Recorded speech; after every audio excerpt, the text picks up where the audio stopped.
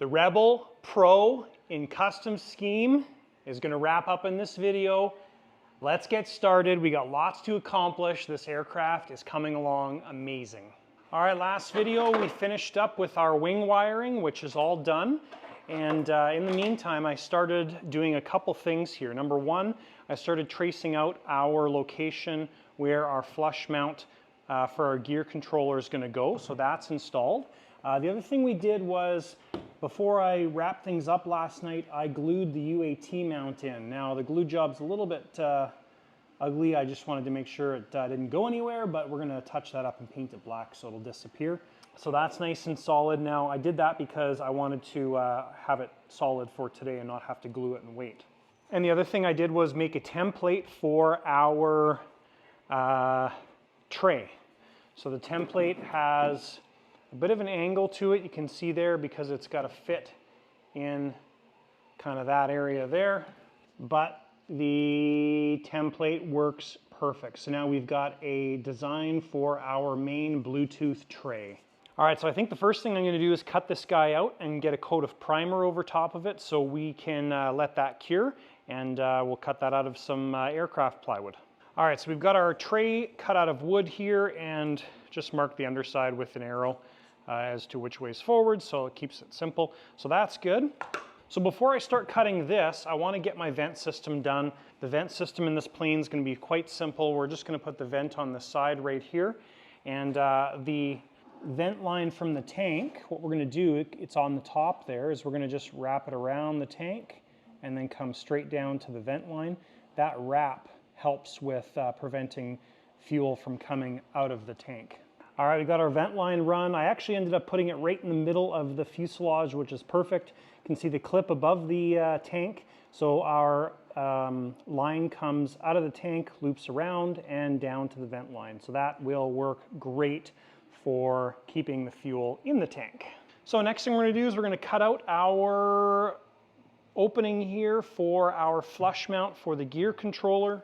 As mentioned previously, printed this up. This is made out of, what is this? White PETG.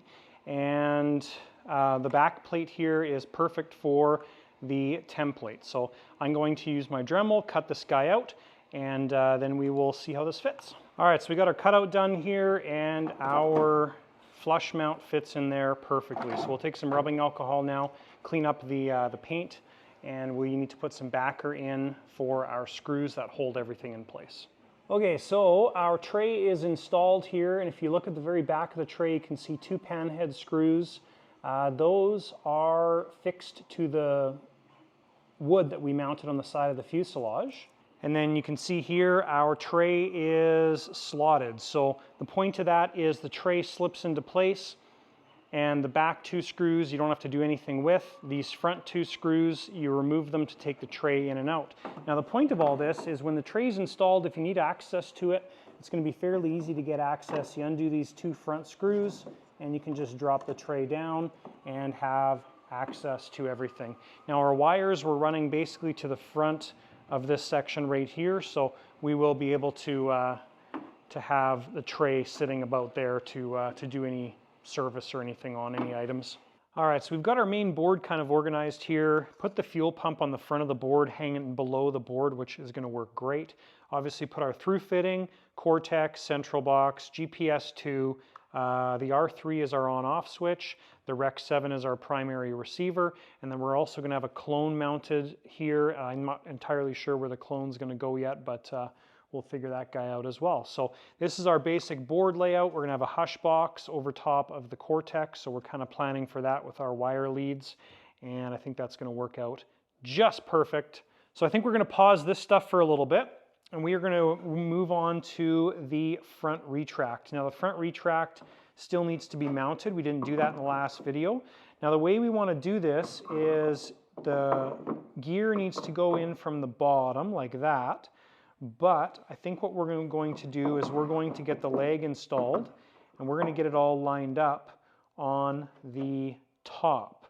That's going to make drilling our 4 holes really easy.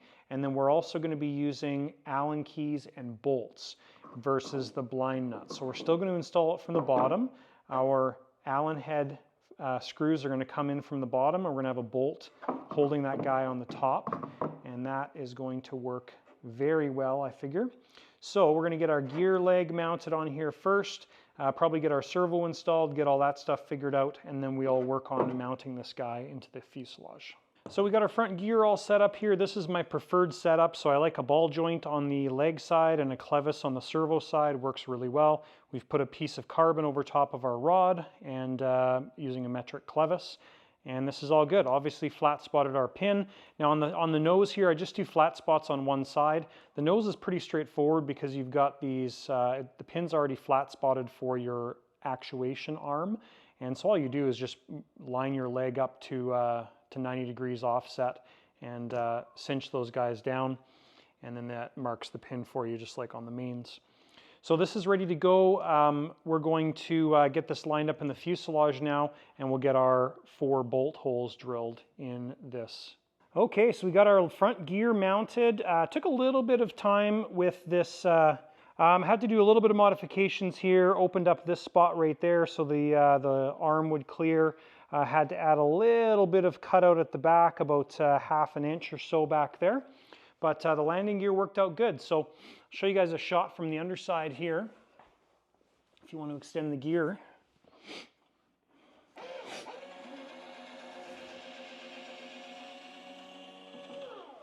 Perfect. And then back up.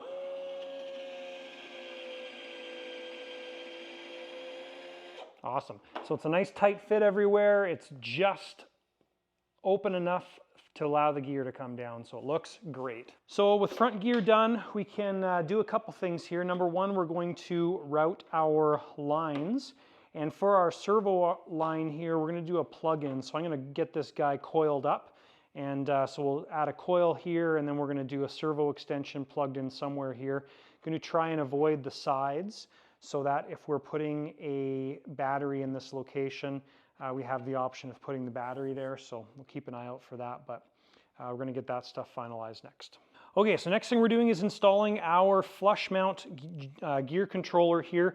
Now we're not using any of the gyro functions on the gear controller. This is just controlling the gears, but we want to have the ability to be able to program things. Actually, we need to do little cutouts here for the little tabs on the gear controller. But anyways, we've got this mounted.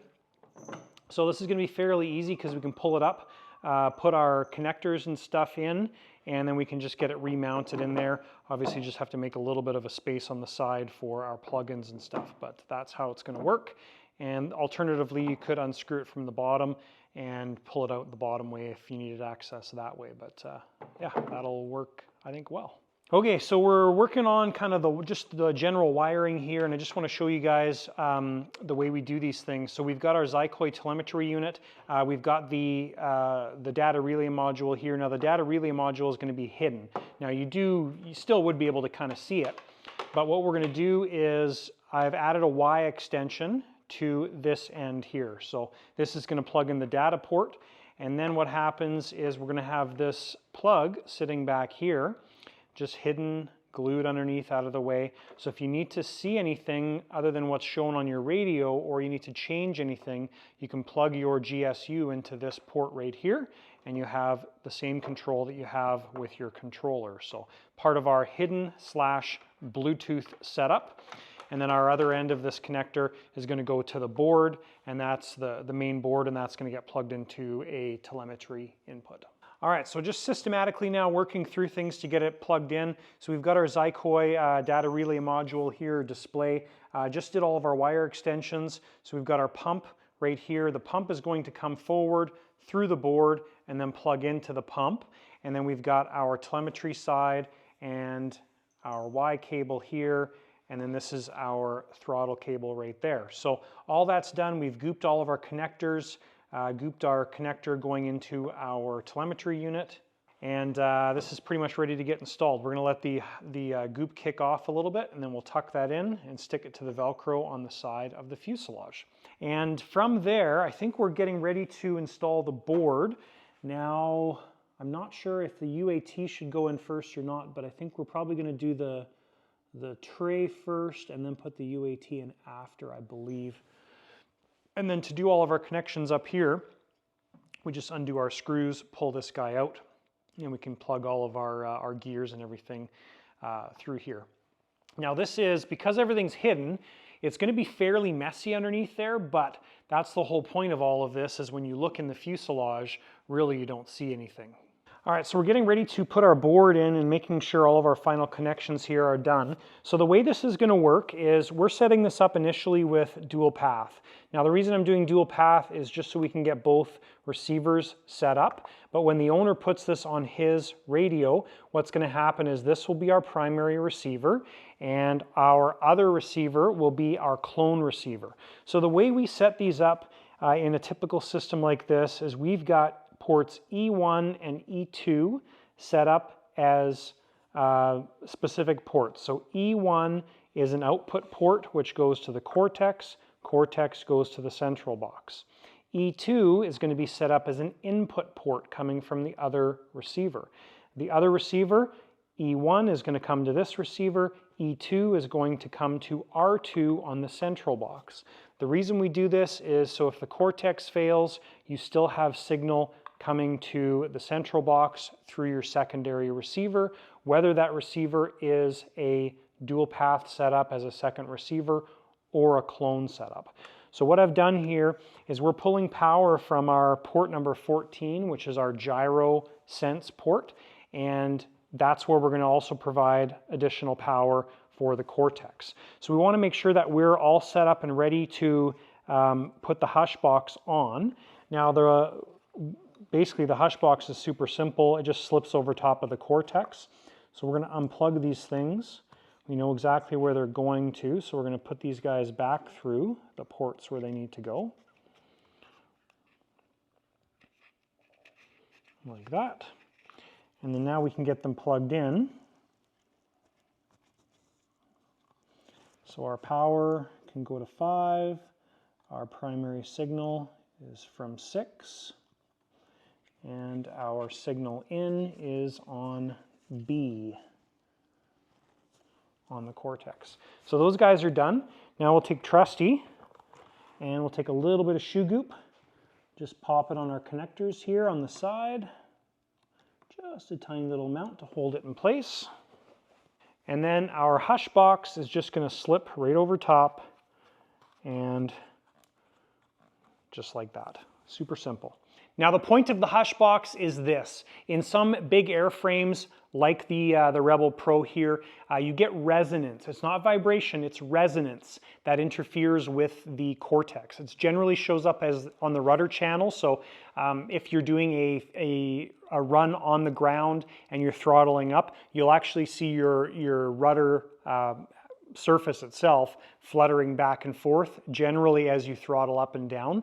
The hush box gets rid of the resonance. The fuselage acts like a big drum and eliminates that issue. So gain doesn't change it generally. It's the resonance that you're trying to get rid of, and that's the point of the foam box. Now we've also got a clear view window here. The little that's actually hot glue. The little hot glue piece glows with the color of the cortex. So if you look in here when it's in the fuselage, you'll see whether this is red, amber, or green. So now with that done, we can make sure our wiring is sort of finalized. We've got to run our wire to where we're putting our second receiver. Then we can lay this inside the fuselage and start to get things plugged in. All right, so there's our tray installed. Very easy process actually. Just had the tray laying down at the bottom, got everything run through, and then we've also got our access up here as well too with our flush mount gear controller. So all of these wires are coming through the board as well and makes it really easy to plug everything in. So we're just going to leave this up because we still have to run battery power to everything, but that is a wicked step. We got lots completed there. I think the next thing we're going to do is get our plumbing completed and get all this stuff cleaned up. And then what we'll do is probably put the plane together and work on some CG stuff. So we'll just do a little bit of tidying here and we'll be back. All right, I think we're ready to do our CG check. We've got everything installed here. We have to fill the UAT still, but we've got our fill line installed. This is the fill line that the owner uses on all of his aircraft. and that's done. We've got our little keeper for those guys installed, and we just still have to put wire ties or safety wire on the pump, but everything else is done. We just retracted the front gear so we can put the wings on now, and then we can do our CG check. So we're going to put our wings on. We have batteries connected here, just temporary batteries to drop the landing gear. So once our wings are on and our gear is down, then we can get the aircraft installed on our RC CG machine. Right there. I love this thing. It's such a wicked way to CG aircraft. So like the manual states, and pretty much the way this works is we're doing our CG on the back of the wing tube, so right there. So we're going to take that measurement now so we know how far back that is, and yeah, we'll get this thing installed on the CG machine.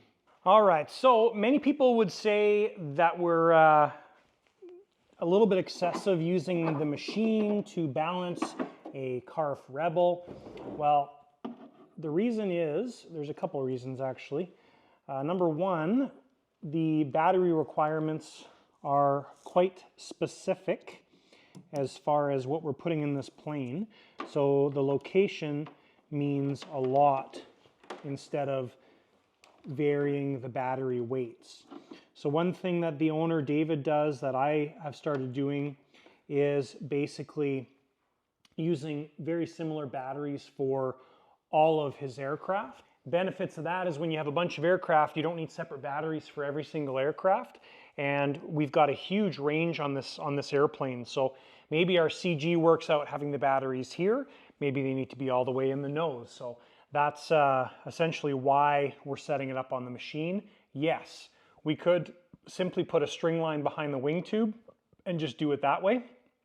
But with this, we get perfect measurements. We can see the change on where it goes and how much weight we need to add and such. So anyways, we're going to put some fuel in the UAT, and then we are going to get our measurements done. Okay, so we're just playing around with things here, and it looks like all three of our batteries are going to end up in the nose. Now we're just going to make up a plate here that gets mounted in the nose, and I think that's what we're going to end up doing. We may put two batteries on the side here, not entirely sure yet, but anyways, the batteries need to go somewhere in this range is what we're after, and that is what we are going to end up with. Okay, so we've got all of our battery mounts done up here. We used one of our battery mounts that we sell in the store here on our online shop, so that's mounted in the center. That's for the turbine and light battery, and then we just made some custom plates up on the side here. Those are made out of aircraft ply, and they are high solid in place right now. We've spot glued them in place with CA, and those have a gap, two gaps behind them, so you can put Velcro straps around them. Same thing with this center one, room for two Velcro straps. So that'll be nice and solid.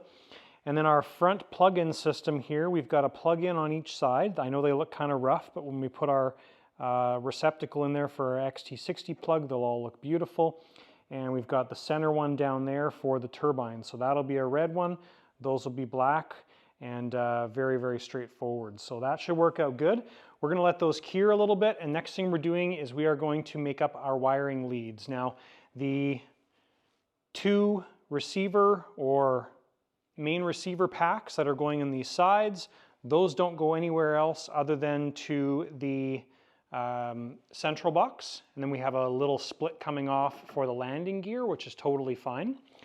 And then our center turbine one, that's going to come back, and we've got that feeding the turbine, plus we've got our main lighting system plug-in, which is 3-cell LiPo right there that we get to. So that is a JR plug or a servo plug. So that's our wiring layout. We're going to do our best to hide those as much as possible, so probably coming down the side here underneath everything. So again, when you look in, you don't see anything. All right, so we've got all of our leads done up here for the power system on this aircraft. So I'll just show you exactly what we've got going on. So we have our turbine power lead. That comes back to around the receiver area, and then we've got that split off, of course, for our lighting and our turbine power. So that's that one. We've got just a straight receiver power, so that's going to be from our one receiver battery. And then we've got our second receiver, which splits off to our landing gear plug. So this plugs into the central box, and this one plugs into the gear controller. All right, guys, well, we've done some good stuff here with the airplane. We've got the tank full of fuel. Checked the capacity. We programmed the capacity into the Zykoy telemetry unit. We went through all the settings and made sure we were happy with the settings, and it's time to test run this engine. So we have primed the system, but it is very likely that we've got air in the UAT and also the fuel line. So I wouldn't be surprised if the first start is a failed start.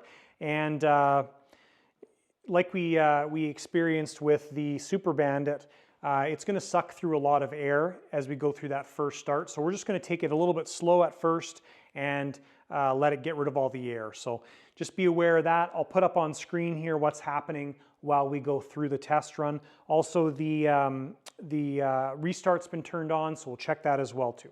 And there could be a lot of snow built up on that doorway. I don't know. Oh, this will clear it out. Yeah. We'll see how things go. Yeah. A little bit of snow.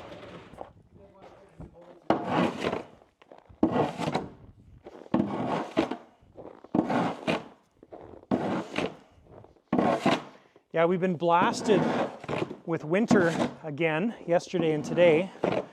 And then later next week, this coming week, it's supposed to be in Fahrenheit in the 40s and 50s.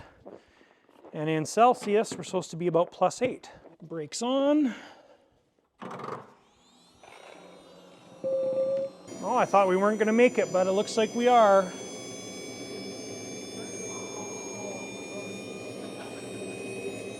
Yeah, it's that switch over, so we should be good.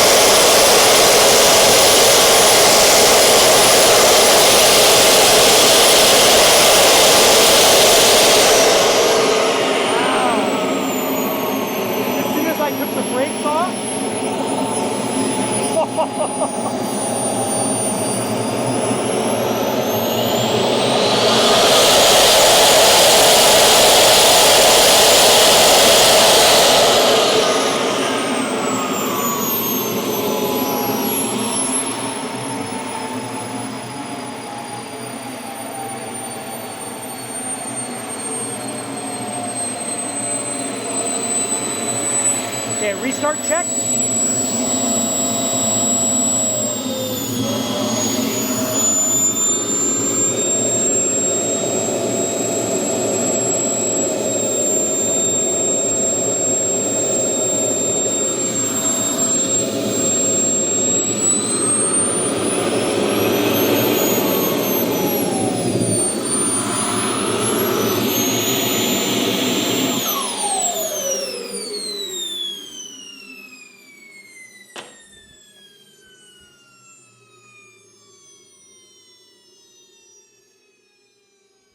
Oh, maybe I didn't turn the restart on. Uh-oh. Yeah, All right, so once it cools down, we'll start it up again. Yeah, well, I had the brakes on, right? So as soon as I took the brakes off, I was like, whoa, it's actually started pushing me back. Restart mode manual, auto. There we go.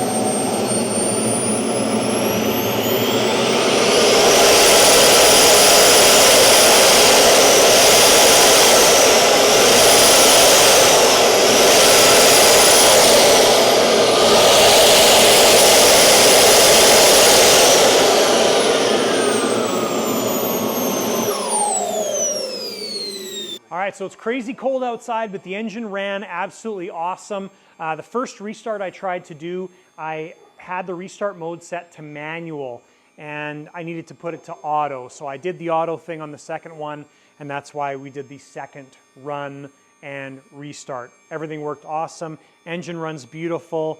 It's gonna be a great combination for this airframe. I think it's probably, the 190 is a really good size for the Rebel Pro. But it had tons of power. There was one point there where I was at full throttle, took the brakes off, and the plane started pushing me across the floor. It was pretty mind-blowing. So anyways, it's just cooling down right now. All right, so we got the Rebel Pro back up on the stand here. Did a little bit of cleaning up with the wiring, just added some more Velcro on the inside, just tuck the wires up and out of the way. Safety wired our fittings going onto the fuel pump. Those were on our to-do list. And the very last thing, other than programming, is to add our placard there. So that turned out awesome. We've got a little bit of programming left to do in the radio, like elevator to flap compensation, just checking our travels on the surfaces, but she is essentially complete. All right, so just working on some final steps and final touches here. This is kind of the end of the build, wrapping things up. We got all of our programming done. So the surfaces are all moving as per the manual. We've added some elevator compensation with flaps as per the manual. And a couple final things here, looking over the engine compartment, put some snakeskin over top of the plug going to the turbine. Added a GSU plug here. I think we did that before, but I put the label on there. And also added a Cortex plug. So if you need to program the Cortex, this is where you put the bind plug in, so you don't need to worry about taking the hush box off. Now we've got our clone receiver, which is right here, our primary receiver on the board. We've got access to the EXT ports on those two receivers.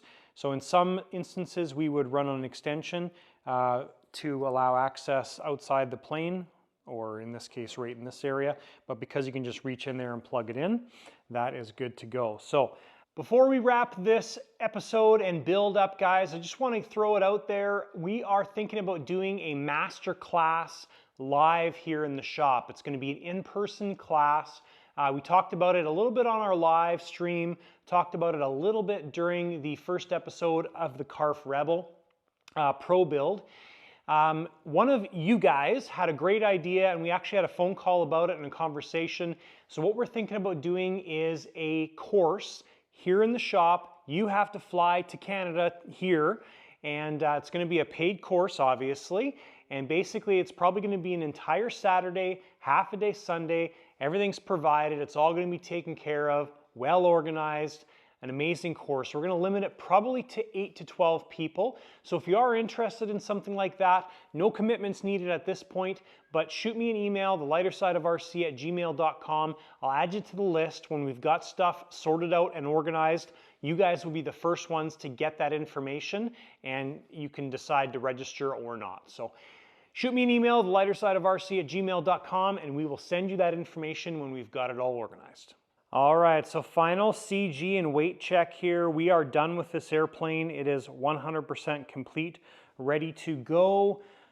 And we've got 35.84 pounds, UAT full with no fuel in the system. And our CG is bang on. We're at the back of the wing tube, and there it is. No weight added to the nose. It is perfect. All right, guys, and that wraps up the Carf Rebel Pro build assembly. Plane was very cool to put together. Obviously, they're a fairly quick build. I think my hours on this one is about 55, 60 hours, something like that. Yeah, everything was really good. Everything went together well, balanced out really nice. Great airplane. It's going to be an amazing flying airplane. I got the opportunity to fly one of these a couple of years ago, and awesome flying airplane. So it's going to be nice and slow, gentle flyer, very easy to fly, and obviously a good size as well too. So thanks guys for tuning into the series. If you have any questions or comments, feel free to list them down below. If you have any specific questions for me, if you want to make sure I get your message, shoot me an email, thelightersideofrc@gmail.com. As things have been getting bigger and bigger with the channel, Nez has been helping out a lot. We've been getting a lot of emails. So I was actually saying to Ward, my helper, today while we were working on this plane, that the number of emails I've been getting is a little crazy, which is totally fine. But I just want to let you guys know, if you send me an email, and especially if it's the weekend, I'm usually focused here on the shop. I don't check my emails very much. So if I take a few days to get back to you, just realize that I might take a few days to get back to you. So anyways, guys, thank you so much for watching, and we will see you in the next video.